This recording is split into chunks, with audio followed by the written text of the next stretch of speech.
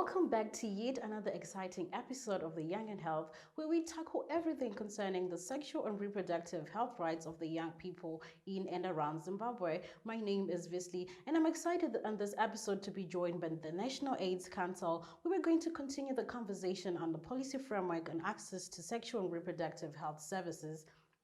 Welcome to Young and Health. Thank you for having me. Oh, I'm so happy to be joined by you today. So you could just introduce yourself. My name is Rovembo. I work at National AIDS Council. I'm a youth officer and I'm based in Mashingororo.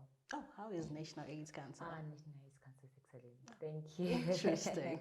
Okay, so we are having a conversation on the policy framework on access to on sexual and reproductive health services. You find out today is unmet need for contraception when it comes to adolescent and young people due to various reasons. So you in your sector, you have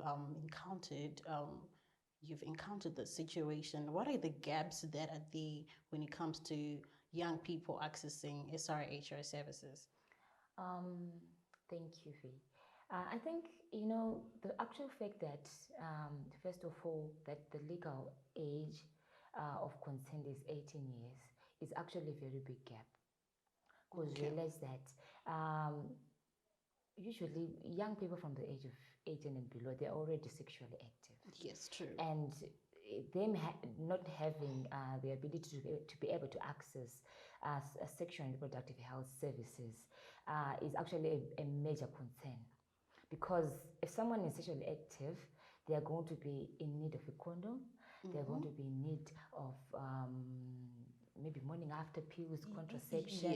Yes. So being able to, when they say you're not supposed to be able to take that, be able to access those services without an adult is actually a very big gap.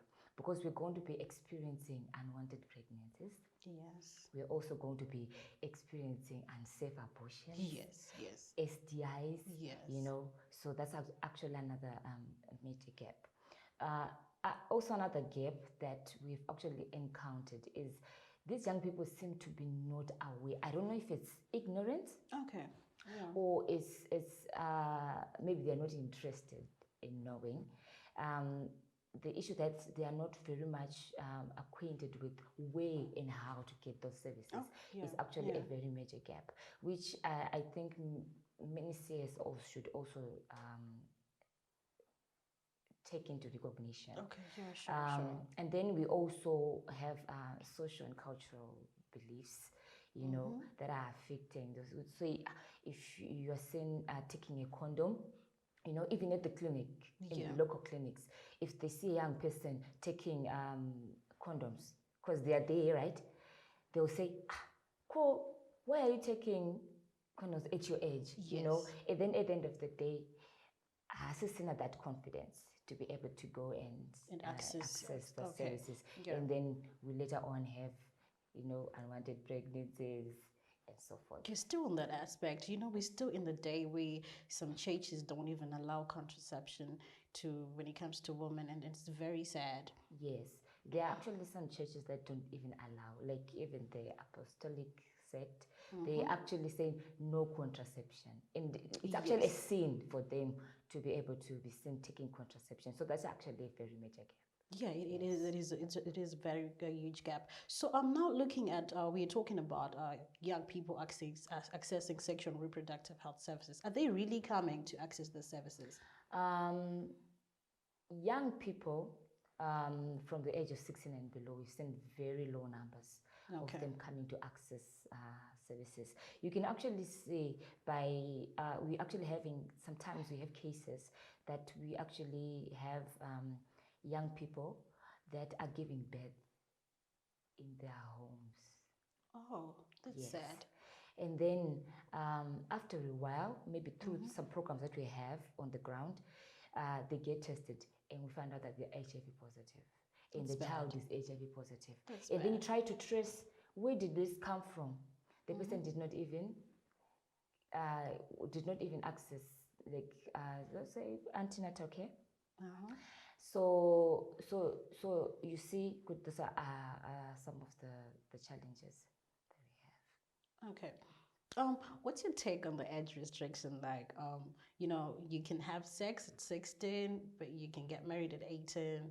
What do you think that these age restrictions should be removed in terms of, especially when it comes to accessing SRHR, when it comes to young people, where you need to have consent if you're below the age of 18?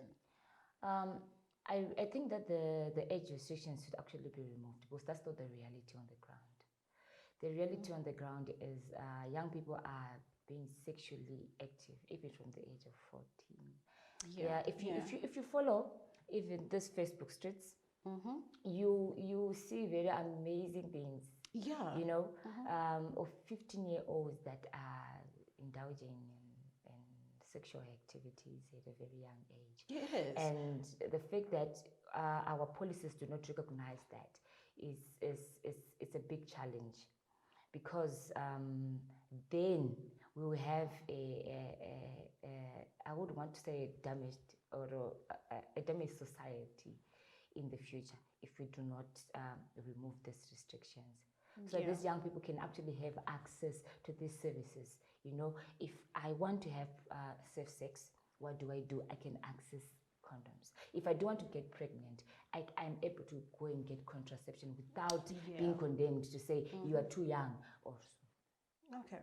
All right. So, just looking at our government and our CSO sectors, what exactly can they do to cap those gaps when it comes to accessing sexual and reproductive health services? All right. I think the CSOs have a very big advocacy role that they have to play when it comes to these policies, because already the CSOs are the ones that are on the ground. They are dealing with the situations at the grassroots level. Yes. They know exactly what's happening. And the policymakers are operating from a very, high pedestal, I would say. Okay. So if the CSOs would lobby these issues, advocate for these issues, and I think we would see a change when it comes to reviewing the policies that have to do with SRH. And also I think that the CSOs and the government as well can actually lobby so that especially the health facilities and the health service providers to be able to provide service without discrimination. Oh yeah. Yes, to offer non-discriminatory, services, so that I can be able to say, I want a condom, and they give it to me without restriction or condemnation. If I want to get a contraception, I can be able to go to any clinic. I want Jadel. You get it. I can get it without having to be scrutinized and so forth. Okay. Yeah, that's very insightful. So there you have it. There's need for a policy framework to be revised in order for our young people to be confident to walk in a health facility and access those services, especially when it comes to the age of consent, when it comes to HIV testing. Most of our young people get to shun away because of parental consent that is needed. But when these are revised, we'll get to see that most of our young people will be able to access the services freely and in confidence. And also this will help us to achieve our 95 to end HIV by 2030 in South Africa.